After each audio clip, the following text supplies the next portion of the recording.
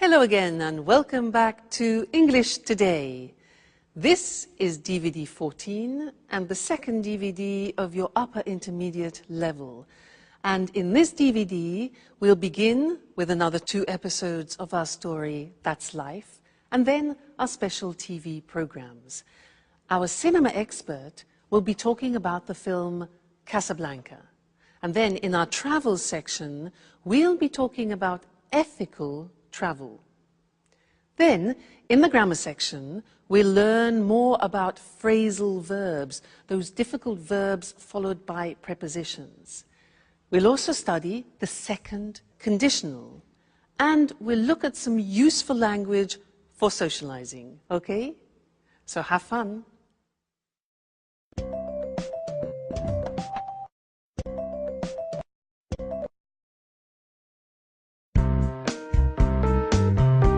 Really? Peter was going to punch Jack? That's right. But luckily I arrived in time. I'm glad I decided to check up on them. Wow. What happened next? Well, Jack and I left, and I think Peter and Sharon carried on with their argument. Wow. Oh, it's a shame I wasn't there. But you knew about Jack and Sharon, didn't you? Well, yes. I found out by chance.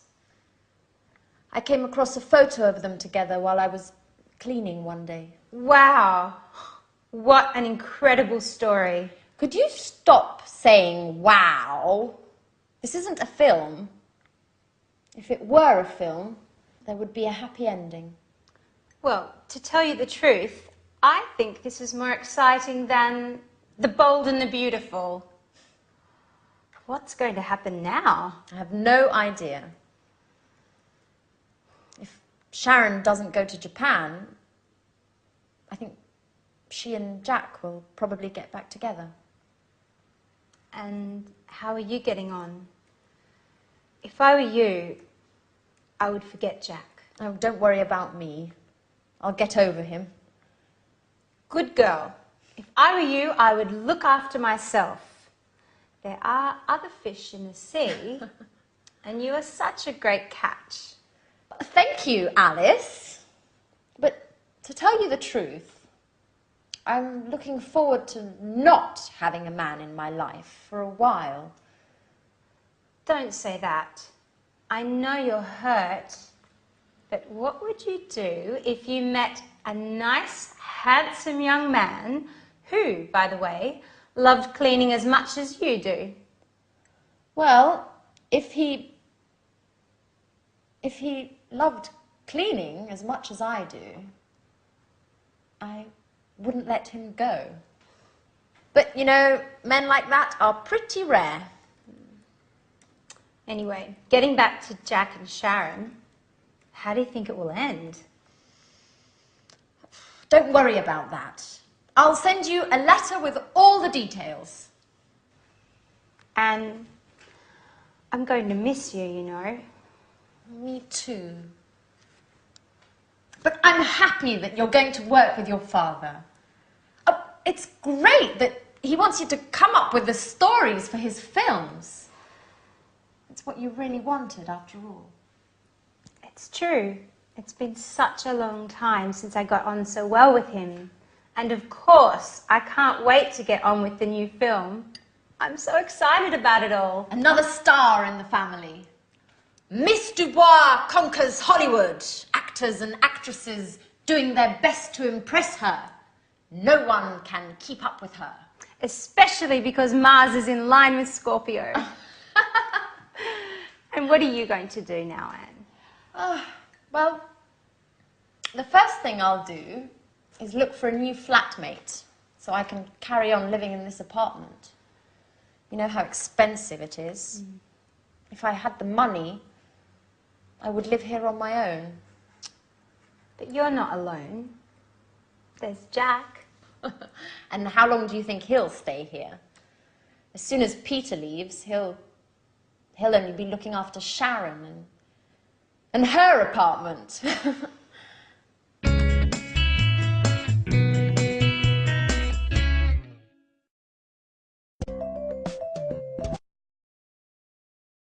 Hello again and welcome back for another lesson in your live TV program of English language.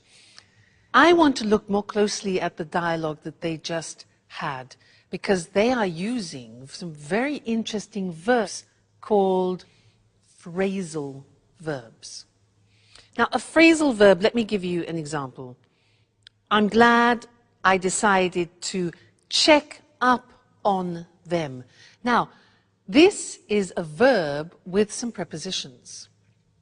What happens is the verb itself changes its meaning, and it's actually sometimes very difficult to guess what it means. So, when a verb has a preposition, or even two prepositions after it, and it changes its meaning, its original meaning, we call it in English a phrasal verb.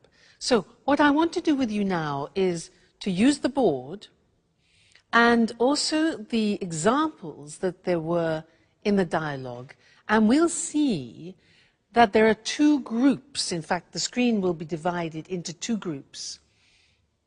One will be two-word phrasal verbs, and the other is three-word phrasal verbs.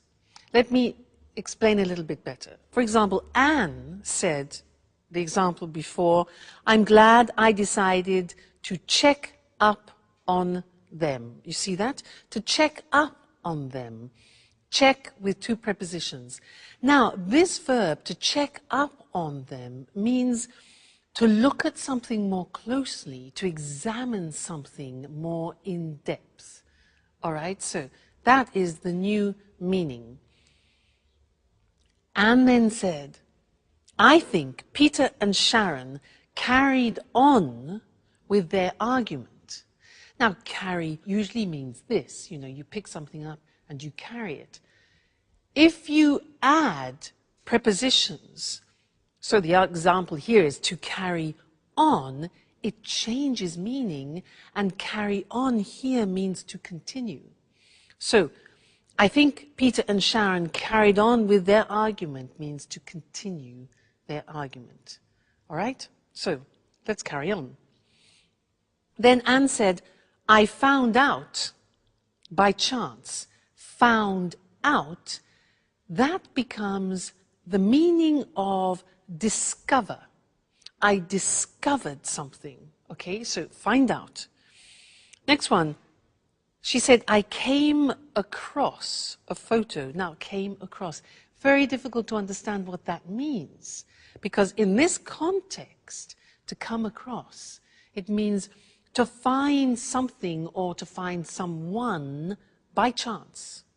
She says, I came across a photo of them together while I was cleaning one day.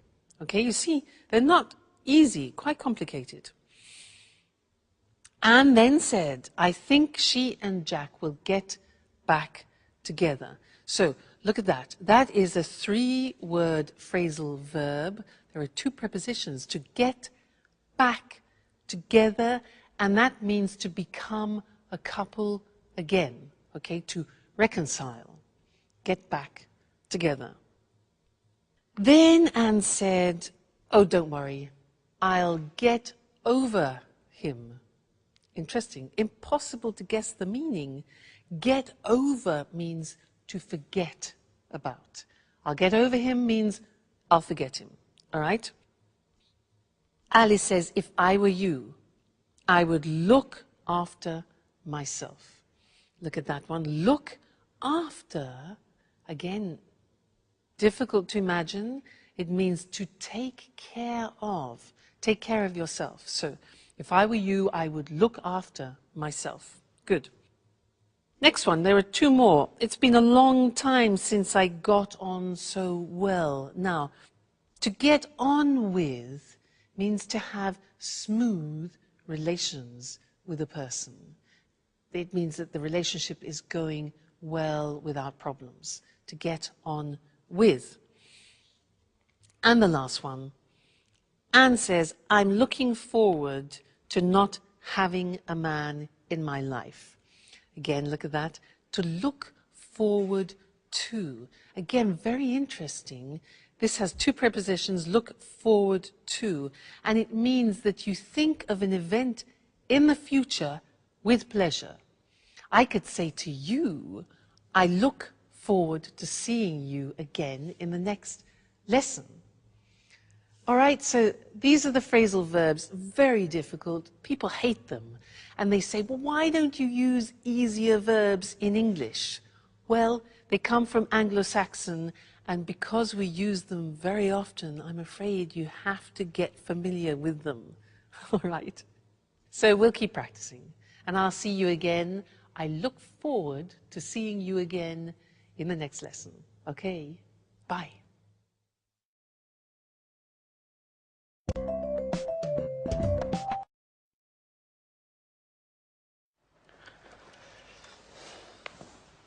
Hi, Sharon. Could I speak to you for a moment? Sure, Peter. I'm listening.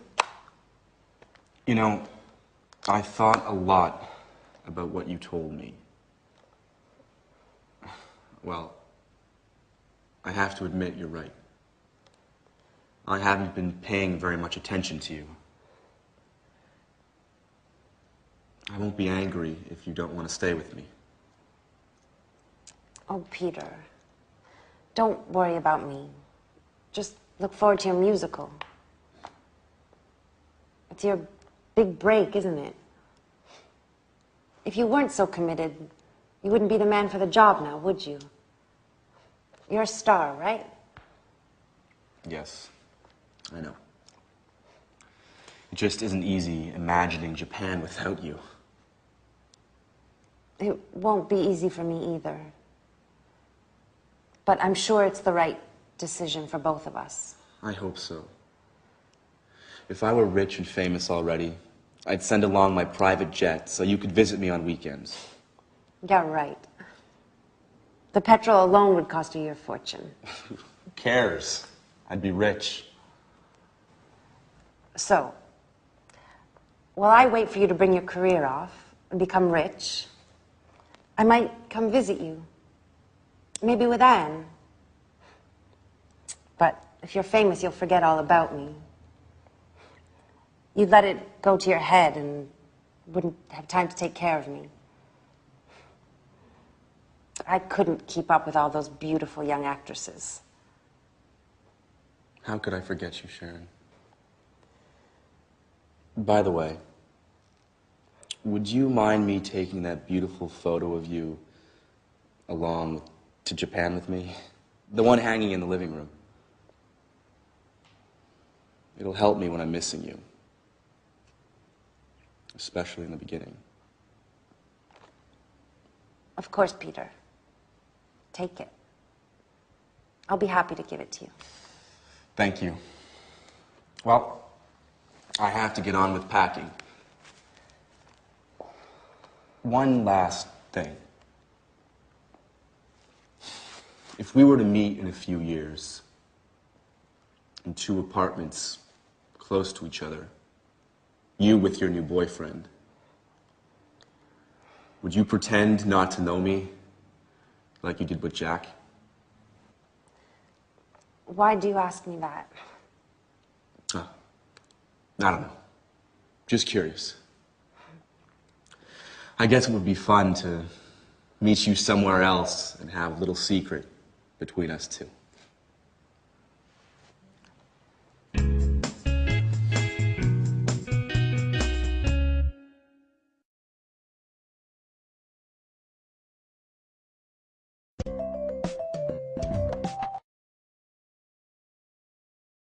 Hello again and welcome back for some more English.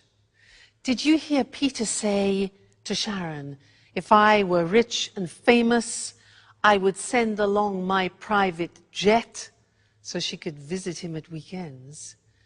If I were rich and famous, I would send along my private jet? Well, that's a bit improbable, isn't it? But it's useful for us because it means that we can learn another grammatical form, because he was using the second conditional. Remember in another lesson we learnt the first conditional. This one is the second conditional. So, if I were rich and famous, I'd send along. Now, this is unusual because you say to yourself, wait a minute, if I were, that's not right. Because I taught you, I was, you were, he, she, it was, we were, you were, they were. How can you say if I were? Well, it's a special grammatical form. It's a subjunctive form, probably the only subjunctive form left in English. And when you say, if I were you, you're putting yourself in somebody else's shoes. Okay? He says, if I were rich and famous. He uses the verb to be, and this is where the subjunctive comes into play. All right? So, very unusual. You must have probably heard this expression, if I were you. If I were you, I would do this. And I want to give you some examples of that because it's very common in English. If I say to you, for example, I'm tired, you could answer, if I were you, I'd go to bed. Now, if I were you, that's the past form, followed by I would go to bed. That's the conditional form, conditional to. If I were you, I would go to bed. Another example, smoking, yeah? I say, look, I can't stop smoking. I want to stop smoking, but I can't. You could say to me, well, if I were you, I'd go to a hypnotist, for example. One possibility, why not? If I were you, I would. Another example, imagine that I am bitten. Look, Mr. Snake bites me. I've been bitten by a snake. I've been bitten by a snake. You could say to me, well, if I were you, I would suck your blood out. Blech. Or, if I were you, I would go immediately to a doctor. So do you see how this works? If I were you, I would. Let's go to the screen now because I want to show you that example and also normal examples of the second conditional. So, we use the second conditional when something is improbable. That's why we use if. Let's look at some normal examples. We have if plus the simple past and then would and the infinitive. So a typical example is, if I won the lottery, win 1-1, I'd buy a house. Yeah. If I won the lottery, I'd buy a house. I would buy a house. It's improbable, but if he didn't smoke, negative, past, negative, he wouldn't need an operation. You see, if plus the simple past in the negative and then would in the negative. If you ate less, you would lose more weight. If you ate less, you'd lose more weight. All right, so those are normal examples of the hypothetical situations of the second conditional. And now let's get back to the example I did with you. If I were rich and famous, remember that? If I were. In the episode it was, if he were rich and famous, he'd send an airplane to Sharon. Okay? If I were you, I would forget Jack. If I were you, I would forget Jack. If I were you, I would continue studying with me and English today, if I were you. All right, so that's the second conditional for you. There are three. We've studied number one, we've studied number two, and later on we'll see number three too. Okay? So, goodbye for now. Bye.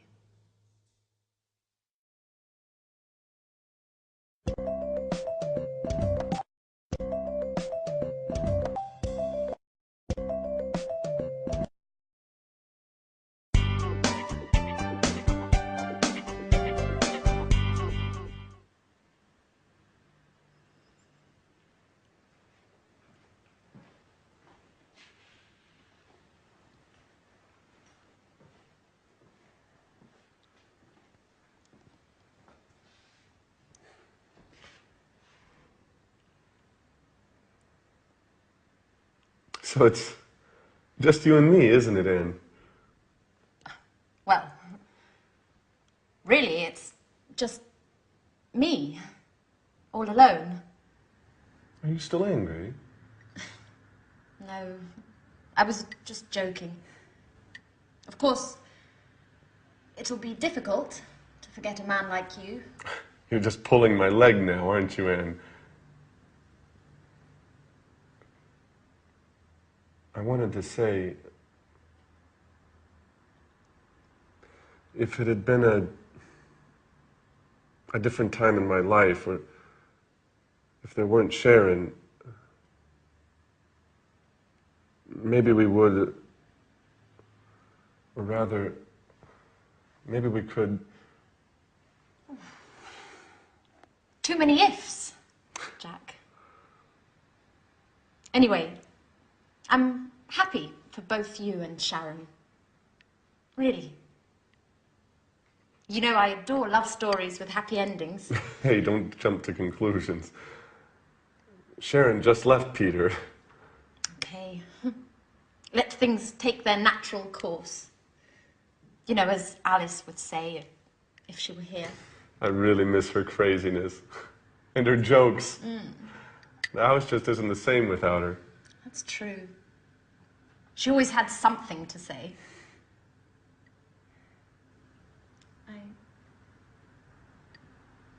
I miss so many things. Like Peter. I even miss his singing exercises. But they were awful. Our poor ears. I know, but I was used to them. By the way, how did things turn out in the end between you two? Pretty well. We had a long talk, and he understood it really wasn't my fault, that it was inevitable. Peter was just too involved with his career to notice Sharon's needs and desires. Let's just say I took advantage of their situation. I'd say so. You've never missed a chance like that in your life, have you? It's late. I have to go. I'm late as usual. By the way, Sharon and I are going to see a film tonight. Would you like to come?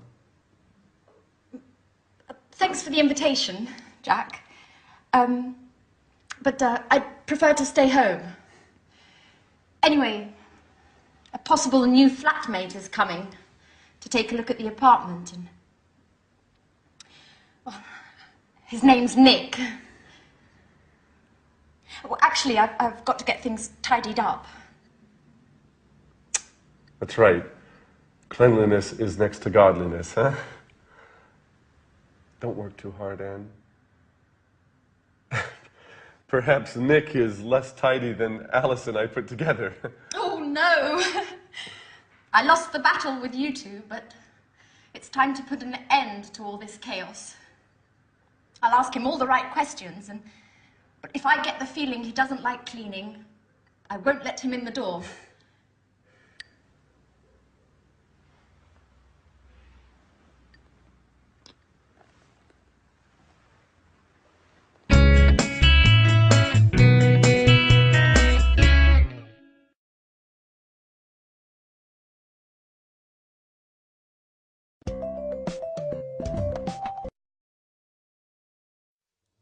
again, everyone. Jack exits and Nick enters. Maybe. We'll see. Now, I have a quiz for you. You've learned a lot of language up until now, and I want to see how much you remember of what you've learned. The quiz is this. I will say something which is wrong, and you, with all your grammar knowledge, must correct it. Let me give you an example. I say, when have you gone? Now that's wrong, because when uses the simple past. So we correct it and say, when did you go? All right, so that's the quiz. Your turn. What means this word? What means this word? Yeah, that's a question. With questions you need, auxiliaries. So, what means this word? What does this word mean? Yes. Next one. Has he any brothers? Question. Good. It's a question auxiliary. Does he have any brothers? Okay. Next one. This is more difficult. Be careful. I live here since 1977. I live here since 1977. Think of since. Yeah. Present perfect continuous. I have been living here since 1977. Great. Next one. What do you do tomorrow? What do you do tomorrow? Yeah, exactly. Do you do is the present tense. Tomorrow is the future. So, what are you doing tomorrow? Or what are you going to do tomorrow? Futures. Right. Next one. They haven't to work on Sundays. They haven't to work on Sundays. Negative. Wrong. Present tense, the auxiliary. Exactly. They don't have to work on Sundays. Great. Next one. Do she play tennis? Do she play tennis? Terrible. Yeah. Exactly. Third person. So, does she play tennis? Excuse me. Next one. I call you later. I call you later. Think of this. Snap decision. So it becomes exactly, I'll call you later. Great. Next one. He just left. He just left. Okay, we have just. With just, we use genie, just, never, already, never, yet. Present perfect, so, yeah, he has just left. He has just left. Great. This one here. If I would know, I would tell you. If I would know, I would tell you. Not possible. Second conditional. If I knew, fantastic, I would tell you. And the last one. How much it cost. This is a typical mistake. How much it cost. It's a question. You need an auxiliary. So that's it. How much does it cost? Fantastic. You're great. Great students. Keep on studying like this and you'll be able to speak English like me at the end of the course. All right? Great. Well, take care. Keep studying. See you in the next lesson. Okay? Bye.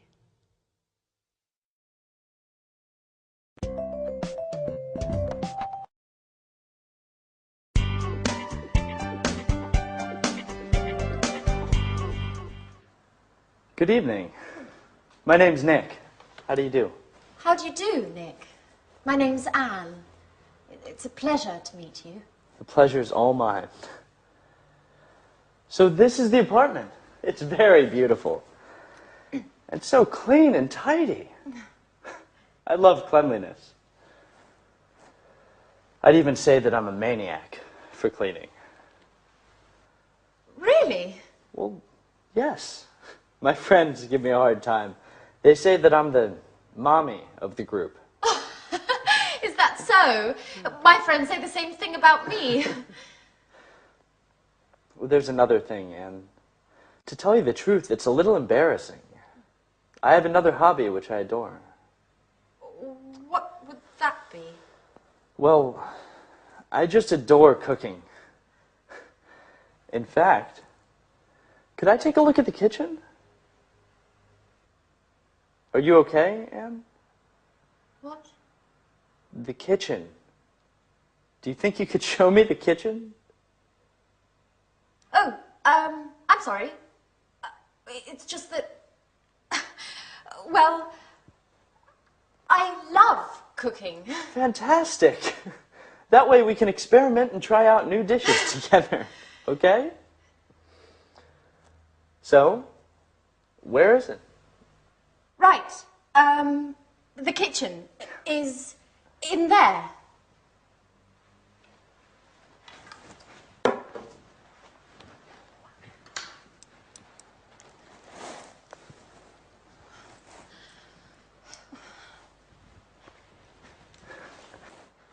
Great.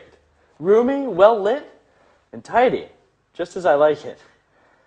I've got to confess that the kitchen is key to whether I come to live here or not. Oh, well, Nick, are you pleased? I mean, with the apartment. Oh, yes. It's very lovely. I like it very much. Not only the apartment. Thank you. So, when would you like to move in? Well, if it's all right, I'll move in tonight. I just need some time to get my things. Oh, that's great. Well, I'll cook up some dinner while you get your things, and then you can tell me what you think. I'm sure I'm not as good a cook as you. I'm not so sure. I'll go get my things. I'll try to hurry up, and then I can give you a hand. You know what, Anne? I think we're going to get along well.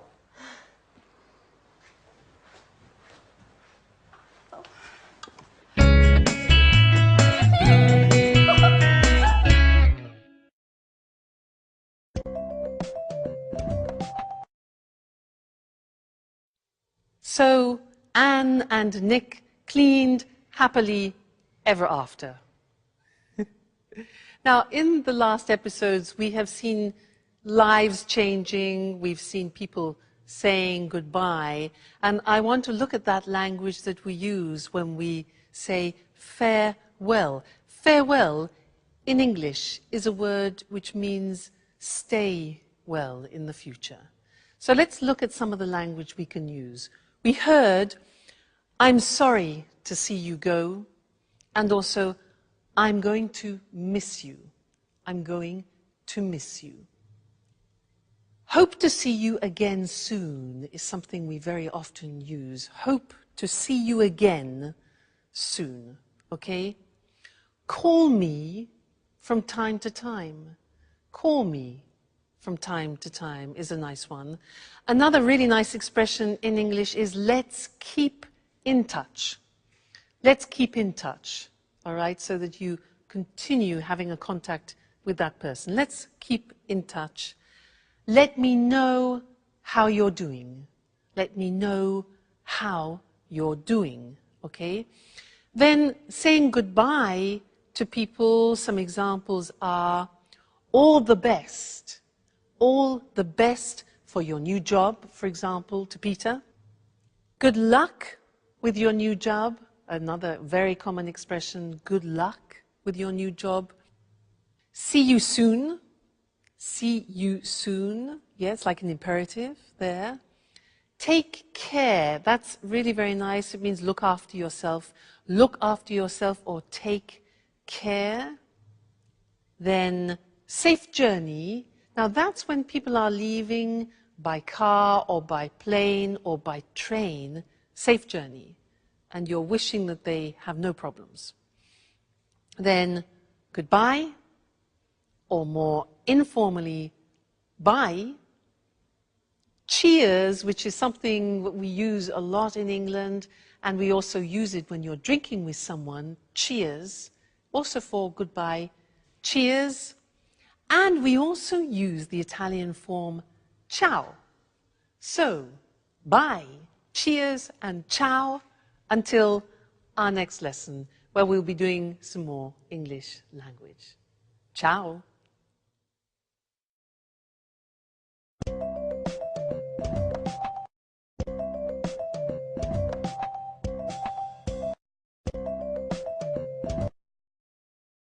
Hello, hello. I'm Lucy Ross, and this is Talk Cinema. And today, with our cinema expert, Sanjeev Gupta, we pay homage to one of the most popular films of all time, an unforgettable Hollywood masterpiece. I don't think I need say more. I'm sure you all know the film we're going to talk about today, Casablanca. Casablanca. The amazing cast, the fantastic script, and of course, the unforgettable story. Yes, there'll always be a place in my heart for Casablanca. And not only in your heart, Sanjeev. Well, let's try to explain to our viewers why this film is so popular. First of all, there are the performances of two of Hollywood's greatest actors, Humphrey Bogart and Ingrid Bergman. And secondly, it's a film that was able to bring romance together with the serious theme of resistance to the Nazis. The end result is a passionate love story brimming over with emotion. Yes, you just can't forget the wonderful performances of Humphrey Bogart and Ingrid Bergman. Could you run through the plot for us, Sanjeev, just to jog our viewers' memories? Sure. Casablanca takes us back to a wartime Europe of Nazis and freedom fighters. The film, directed by Michael Curtiz in 1942, focuses on the character of Rick Blaine, a cynical American who has escaped from occupied France to open an upmarket jazz bar in the Moroccan city of Casablanca. He has to choose between his love for Ilsa and his duty to help her husband Laszlo, a resistance leader, to escape from Morocco to continue his fight against the Nazis. Ilsa first met and fell in love with Rick in Paris. She believed her husband had been killed by the Nazis. When she discovers that Laszlo is still alive, she leaves Rick abruptly without explanation and returns to Laszlo, leaving Rick feeling betrayed and bitter.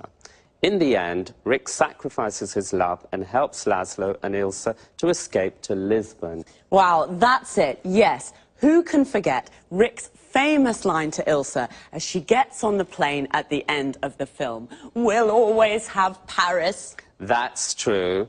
There are also several other famous lines in the film. For example, when Rick says to Ilsa, "Here's looking at you, kid."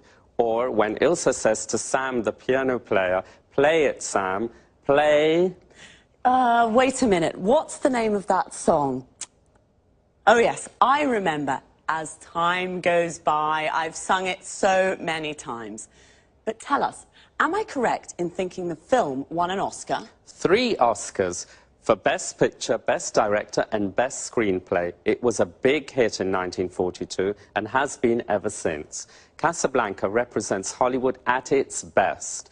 A film with undying universal appeal. The film is still shown regularly in America. Really? Do you mean on TV or in the cinema? Both, actually. You know, colleges across the USA show the film every year during the week of graduation exams. This has helped keep the film popular. Well, it certainly is an unforgettable film. That's Casablanca. Thanks to our expert, Sanjeev. Goodbye, Lucy. Goodbye. And goodbye, everyone. See you again soon with the next edition of Talk Cinema. So, have you seen Casablanca? It really is an unforgettable masterpiece. We say something is unforgettable when it's difficult to forget. Casablanca is unforgettable because it's such a good film. We call it a masterpiece. A masterpiece is an excellent piece of work. We usually use it for films, books, and art. Why is Casablanca such an unforgettable film? First of all, the amazing cast. Amazing here means incredible, very good. The cast is all the actors of a film. Casablanca features Humphrey Bogart and Ingrid Bergman. If you've seen it, you can't forget their incredible performances. An actor's performance is the way the actor plays his or her role. Secondly, the script. The script is the text of a film or a play. In fact, Casablanca won 3 Oscars, one for the best screenplay. The screenplay is another word for the script. It won Best Director. The director was Michael Curtiz. We say it was directed by Michael Curtiz. And it won Best Picture. Best Picture means best film. I'll quickly run through the plot to jog your memories. What does all that mean? To run through something means to make a brief summary. The plot is the storyline, what happens in the film. And to jog someone's memory means to help them remember. Sanjeev jogged my memory. He made me remember some famous lines from the film. A line is something an actor says in the film. One of the most famous lines is, "At the end of the film, we'll always have Paris." Notice how we say, "at the end of something," but "in the end" means finally, after some time. And now it's time for me to say goodbye. So, see you all next time. Bye.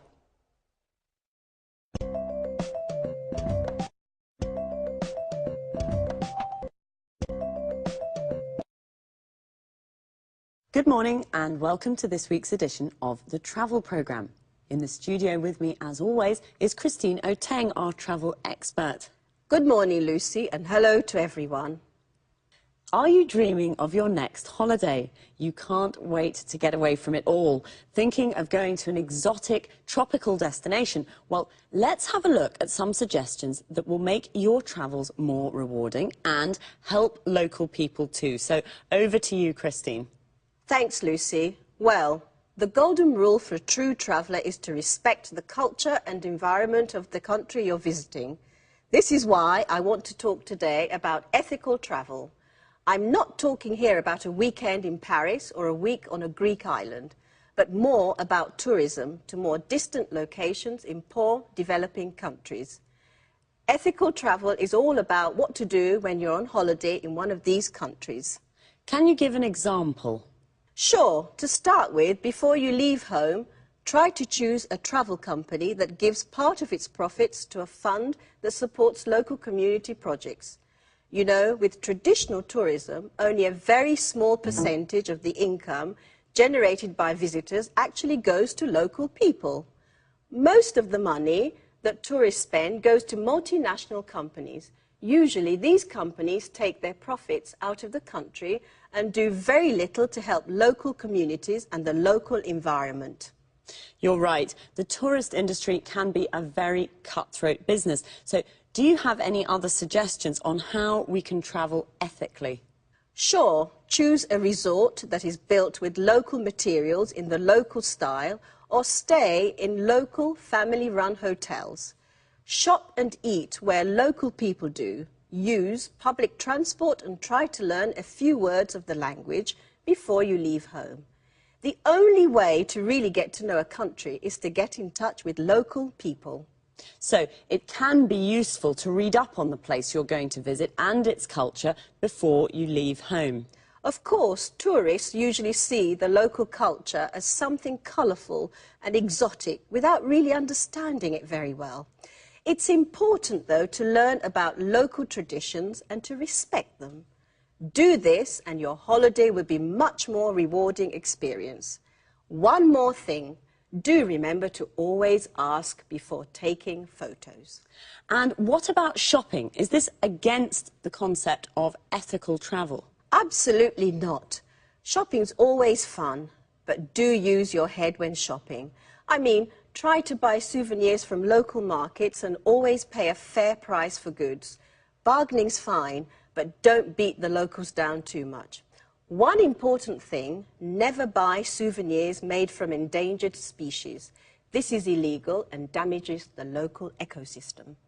Fine. So an ethical traveller is a responsible tourist who knows how to combine the joys of travelling with a respect for the local culture and environment. Any more advice for us, Christine? Yes, just one last thing. Follow these suggestions and your travels will be a lot more rewarding and much more fun. I'm sure they will be. Well, thanks, Christine, for your really useful tips on how to be an ethical traveller. Well, that's all we have time for today, so goodbye, Christine. Goodbye to all travellers, and remember, travel ethically and enjoy your holidays more. See you soon with another edition of the Travel Programme. Goodbye. Well, I can't wait to get away from it all. I can't wait is an expression that means you're looking forward to something. To get away from it all means to have a holiday and leave your daily life behind. Today, Christine gave us some tips on how to be an ethical traveller. A tip is a piece of advice, a suggestion. First of all, what is ethical travel? It's travel that respects the local culture and environment. Local means from a specific place. For example, the local people are the people that live in a place, and the local culture is the culture from that place. The environment is the world that surrounds us, all the social, physical and cultural conditions of a place. Christine gave us a golden rule, a rule that should not be broken. The golden rule for an ethical traveller is, in fact, to respect the local culture and environment. She also suggested choosing a travel company that gives some of its profit to local communities. A community is a group of people living in the same area. A travel company is a company that organises tours to various parts of the world. And you should read up on the place you want to visit. To read up on something means to research and get information about something. The best place to stay is in a family-run hotel. Family-run means it's owned and managed by a family. And when you go shopping in a market, bargaining is okay. To bargain means to decide the price with the seller. If something costs $20, you bargain to pay $15. But don't beat the locals down too much. To beat someone down means to force them to reduce the price of something. That's all for this week. See you again soon.